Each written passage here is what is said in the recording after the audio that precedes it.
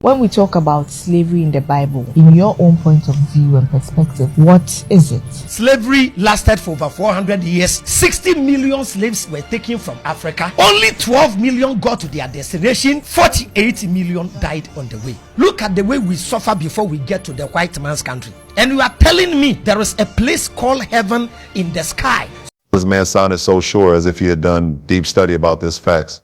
Well, let's examine his claims very well and set things straight.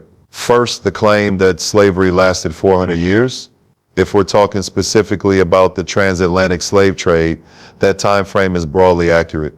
The large-scale Atlantic trade began in the early 1500s and continued into the mid-1800s. Slavery as a human institution did not begin in the 1500s. It existed in ancient civilizations across Africa, Europe, Asia, and the Middle East long before the Atlantic trade. So when someone says slavery lasted 400 years, that only applies to the Atlantic system, not slavery in general. Now the bigger claim, 60 million Africans were taken into slavery. This is where we need to slow down. The death toll during the voyage is estimated at around 1.8 to 2 million. That is horrific. It is staggering, but it is not 48 million. Now some writers have argued that if you include deaths during capture raids, forced marches to the coast, holding pens, and the wider demographic impact, the overall human cost may have been higher than the number transported. That is a fair area of academic discussion, but there is no mainstream historical evidence that 60 million Africans were taken across the Atlantic.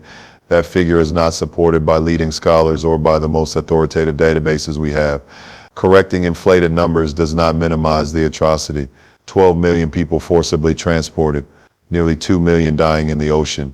Generations born into permanent chattel slavery. That is already one of the greatest crimes in human history. It does not need exaggeration to be morally devastating. Now let's broaden the lens for a moment. Slavery was not unique to Europeans or the Atlantic world.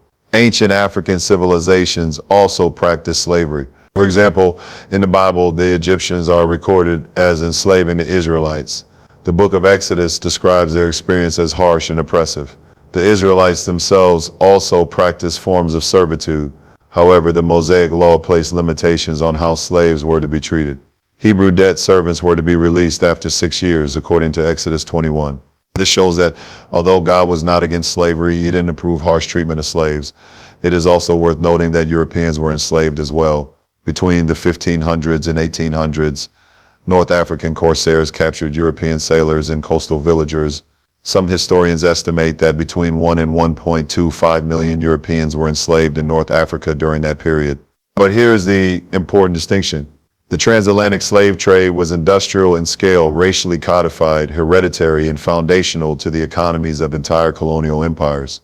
Its structure and racial ideology were historically distinct. Acknowledging that slavery existed in many societies does not erase the specific reality of African chattel slavery in the Americas.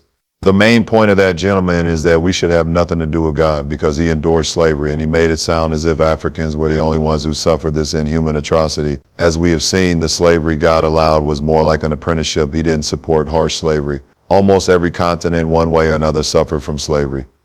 Thanks.